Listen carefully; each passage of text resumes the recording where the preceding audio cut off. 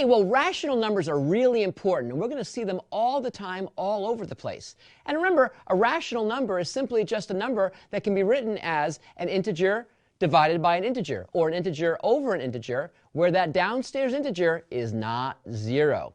So I thought it would be fun to take a look at some examples of numbers and see if they're rational numbers or not by writing them as a over b, where a and b are integers and b is not 0. Let's check out our first one together and see what we think. So the first challenge is to look at the number 4 2/3. Well, 4 2/3 is actually an example of what's called a mixed number, because you got that integer out in front and then you got that little fractional 2/3 thing. So let's see if we can write that as one fraction that's bigger than 1. So let's see if we can convert this into a fraction and see that it's rational.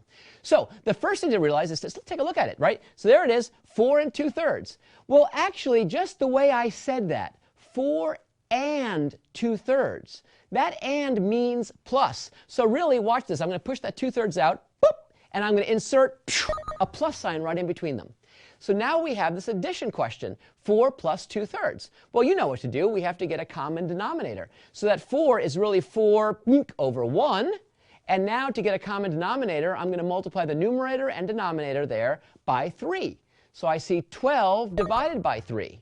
Now we have a common denominator, the bottoms agree, so we can just add the tops of those fractions, add the numerators. And so what I see here is 12 plus 2, all divided by 3. And 12 plus 2, we all know, is 14. And so we see the answer is 14 divided by 3.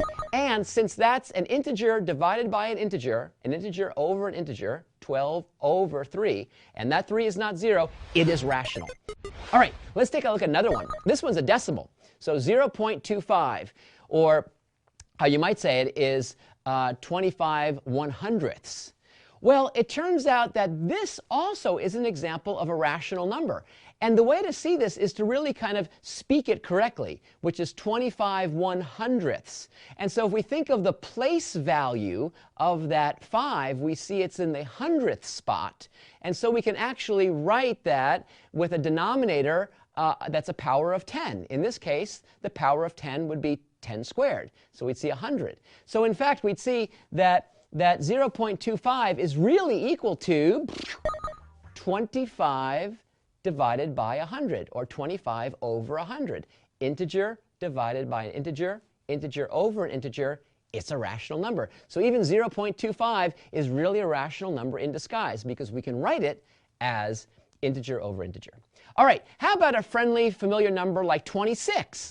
Well, 26 actually is also an example of a rational number, because 26 can be written as 26 over 1. You can always write a number with an invisible over 1 there. So in fact, 26 over 1 is written in the style something divided by something, where the somethings are integers. So therefore, even 26, familiar 26, is really an example of a rational number. And finally, let's take a look at negative 15. So what about negative 15? Well, again, it's the same trick. We can always write invisible over 1 in any number we want. And since negative 15 is an integer, then when I write it over 1, which is also an integer, I see negative 15 over 1, integer over integer. The bottom integer is not 0. And so therefore, we see it's another example of a rational number. So negative 15 is actually a rational number, because I can write it as negative 15 over 1. Rational numbers are abound, and even numbers that we know and are familiar, we can see by rewriting them, really are rational numbers. Enjoy thinking about the rational numbers in your life, and I'll see you soon.